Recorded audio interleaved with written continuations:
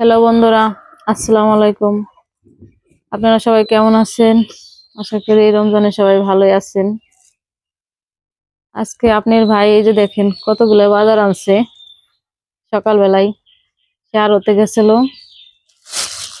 আমি ঘুমিয়ে আছিলাম, সে চলে গেছে বাজারে। তার ইচ্ছা মতন বাজারগুলো নিয়ে আইছে। দেখেন কত কি আনছে, আমি না বলতে সব নিয়ে আইছে।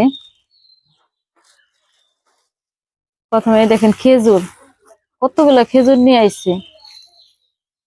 আমার কাছে না জিজ্ঞেস করে আনছে, তো তার মনের মতন করে নিয়ে আসছে। সে টাকা পাইছে পকেটে, আর দেরি করে নাই। এই দেখেন আপেল কতগুলো, এতগুলো আনার কি দরকার? ফুরাই গেলে দরকার পরে আবার আইনে খাওয়া যাবো না, একসাথে নিয়ে আসি সব। এই দেখেন 5 কেজি শসা নিয়ে আসছে। দেখছেন তো আপনারা সবাই।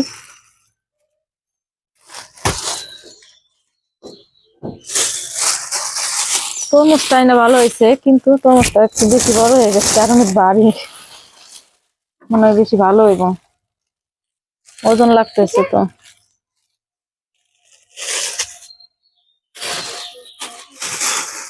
আঙ্গুর ফল আনছে সাথে 1 কেজি,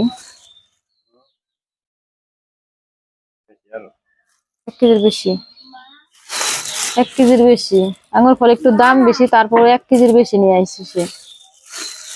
এগুলো 2 দিনের বেশি যে পয়সা যায় ঘরে থাকলে, সেটা বোঝে নাই।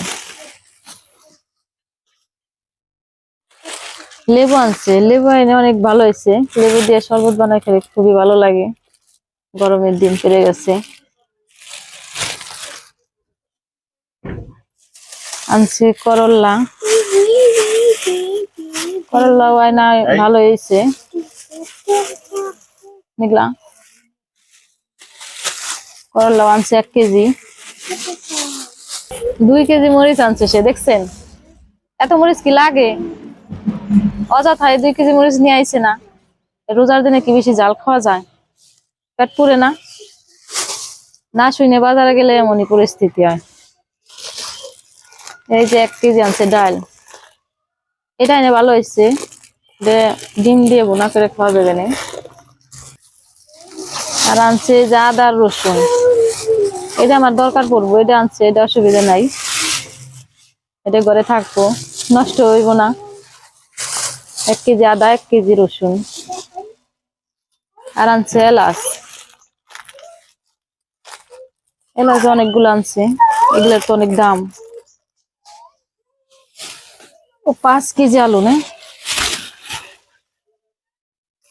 আলু হয় না বেশি আনা হয়ে গেছে আলুটাও।